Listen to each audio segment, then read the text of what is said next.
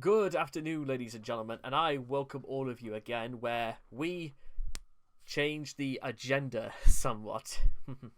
I promise you that's going to be the last really corny joke I'll probably make for the next 5 minutes as we go over Chris's views on gender. And this article is out of date and possibly also dead, but let's just say it's here or there, give or hit or miss. Pro tip: the Cwiki continues to refer to Christian only by his true original gender and God-bear given name to keep consistent to classical records. I'll probably do the same when it comes to his classic stuff, but it's only so well, that's the tipping point for how confusing this is going to get very, very quickly. When I feel totally grossed out, even with the image of a penis, and recalling and focusing on a vagina image in my mind usually works. Chris. Similar to the topic of faith and the topic of morality, Chris's actual beliefs on gender and how it is classified are more complex than his stated beliefs. Or more confusing, I should say.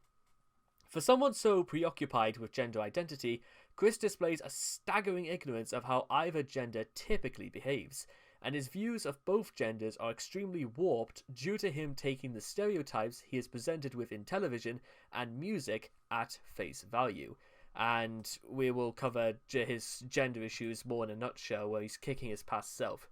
Christopher Weston Chandler, you goddamn bastard. You, of all the people in my entire life, have royally destroyed and dishonored my own name. Your reckless disrespect of women has ruined all lives on this earth. I can never ever tolerate or even forgive your sorry as hell asshole. I am too beyond ashamed I've ever given you life and power in our Quickville. Christopher Weston Chandler, you disrespect all women, or you can motherfucking burn in hell forever. Christine Weston Chandler of Ruckersville, Virginia, 2017. To Christian Weston Chandler of Quickville, Virginia, 2000. So, crack. So, I don't know what exactly is cracking, but... Okay, so, one thing I kind of wanted to emphasize in this is that it's interesting because in this it almost seems to assess the idea that all Chris needs to do is beat the person he used to be in the past, so that people could say he's amounting retribution for his past deeds. But the problem is that Chris seems to think that this is the only way that he can get people to... Well, it's one of many ways he thinks people he's trying to convince other people to forgive him for the things he's done in the past. However, that's not necessarily how it works. If you want to make reparations for things that you've done in your past, then I'll tell you exactly what you do. You face them head on. You apologize to people for what you've done and for what you say. But unfortunately, because Chris did enough to destroy any sense of salvation he might have had or be going for, which it may beg the question of, should people forgive Chris? Which is that's very complicated to talk about, and it's not it's not exactly as if anything's going to change. But what I'm trying to assess from this, ladies and gentlemen, is that as opposed to just apologizing to people, he thinks that, well, as long as he can be seen beating somebody up, because he's trying to almost put as much distance between... He's trying to retcon his life is sort of how this is going, and unfortunately that's not even in the realms of fiction is that going to be comparable, because as we know, his fictional life and his real life are kind of one in the same in many respects, but outside of the more fantastically ripped off elements. Females. Chris repeatedly asserts his reverence of women and seems to have a comparatively glowing opinion of them, stating that he finds women empathetic.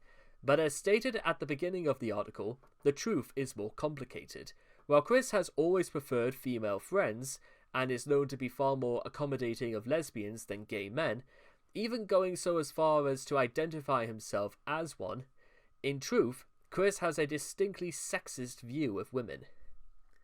Based on his failed attempts at getting girls at the mall, Chris views females as hypersexual, preoccupied with shopping, giving to conversing with others for hours, and fixated on getting married and having children. This is highly evident in his female characters in Sonichu. As a matter of fact, in Sonichu issue 9, he referred to women as another species. This seems to be more hyperbolical, but considering Chris's abysmal knowledge of the sciences, it is difficult to be sure.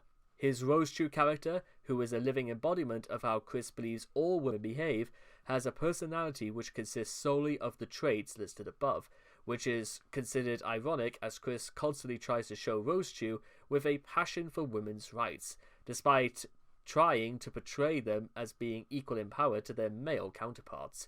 Chris rarely depicts Rosechews fighting, more often simply leaving them on the sidelines of a battle to wail like damsels in distress. Even when their boyfriends are in mortal danger, even outside battle, they tend to be little more than organic sex toys for the Sonichus. So, the problem we have, ladies and gentlemen, and this is something that's almost like a universal issue when it comes to Chris, is that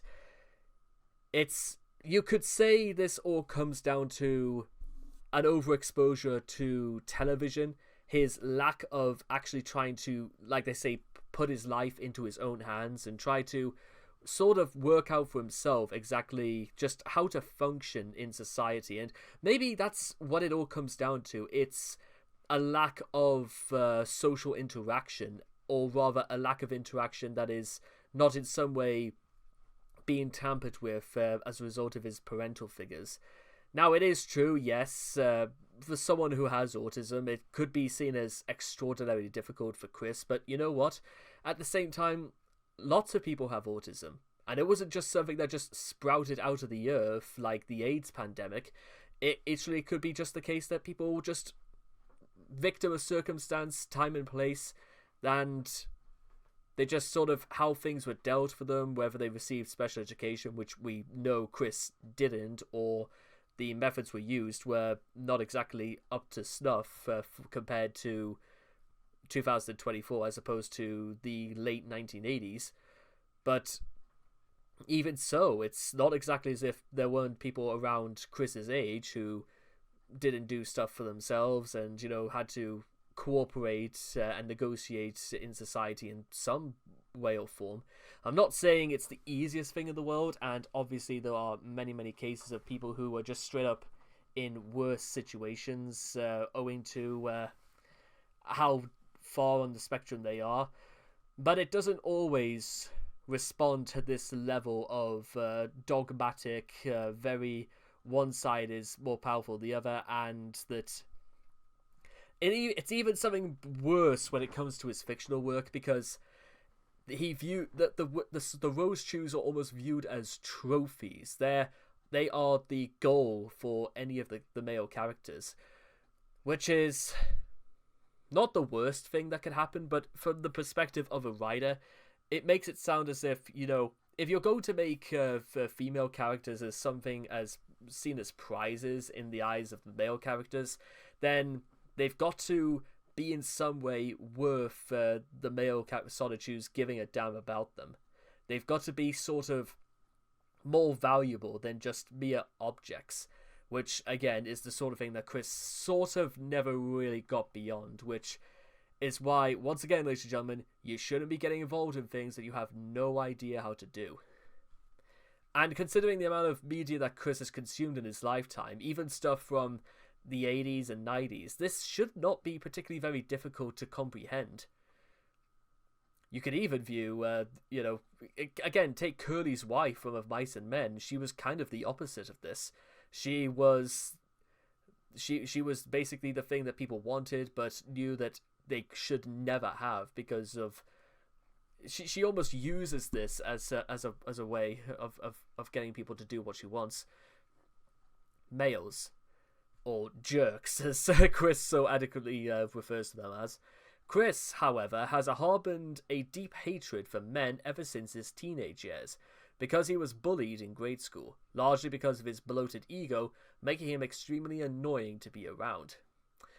Yeah, I'm not gonna say, his egotism doesn't go as far back as his teenage years, but hell, then again, when I was still a teenager and when I was still in school, there were some people who were completely intolerable as a result of their egos. Goodness knows how bad this could have been in the 80s. Not to mention the fact that Chris is known to fly into fits of jealous rage whenever he sees a man, I should say, more successful than him.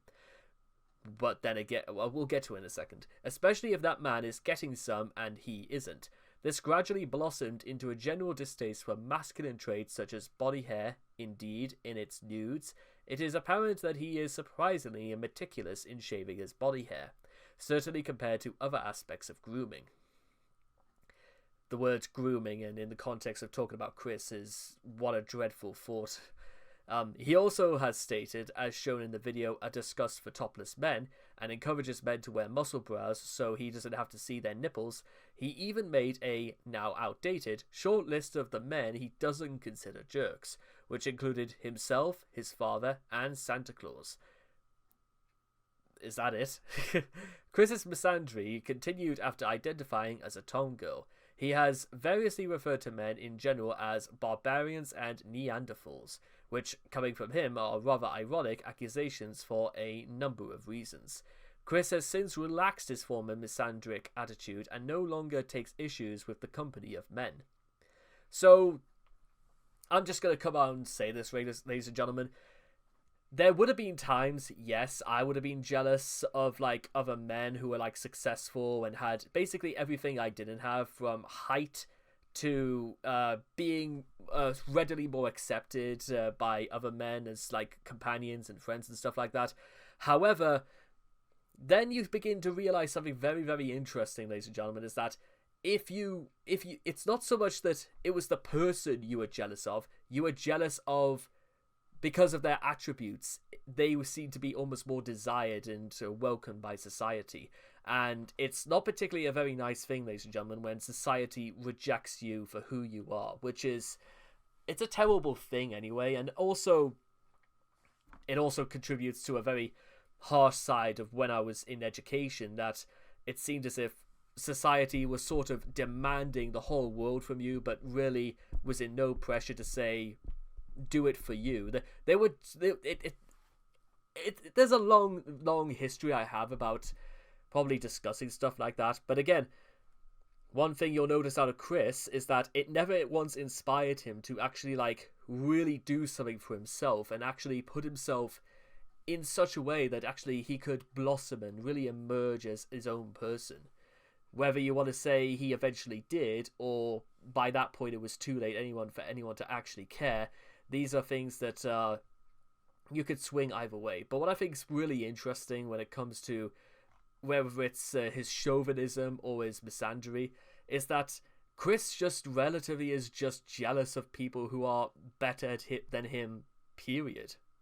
And can't seem to take the hint that either some things are exaggerated, some things are smoke and mirrors, whether this is again attribute to Chris's level of gullibility and stuff like that, or better still, that Chris maybe should just stay away from the fantasy world and actually focus on things he could do in the real world. Even now, ladies and gentlemen, it's probably, well, it may be too late for different reasons and stuff like that, but again, these are if you pay the consequences for the choices you make, ladies and gentlemen, and they come back to haunt you. If these sort of articles are anything to go by. Transvesticism and transgenderism.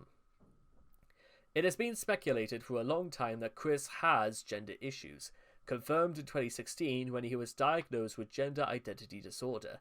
In 2005, he created Crystal Weston Chandler, a female version of himself. In Christian Weston Chandler's Future Message video, he mentioned that you should try out the opposite gender's toys while keeping your own original gender in mind, possibly indicating that he may have been in denial about transgenderism long before becoming a tomgirl. He also wondered what it would be like if he were born a female.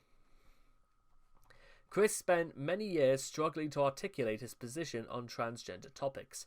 Prior to his own exploration of transgenderism, he confessed that he was uncomfortable with the idea of transgender people, and made it clear that he was not sexually attracted to them. Now, again, here's the thing: that's not revolutionary, and I don't particularly think that's a bad thing to say. Because some people are and some people aren't, and that's just entirely their thing. So it's not that it's not. It could maybe Chris could have just said he was not interested in them in that way.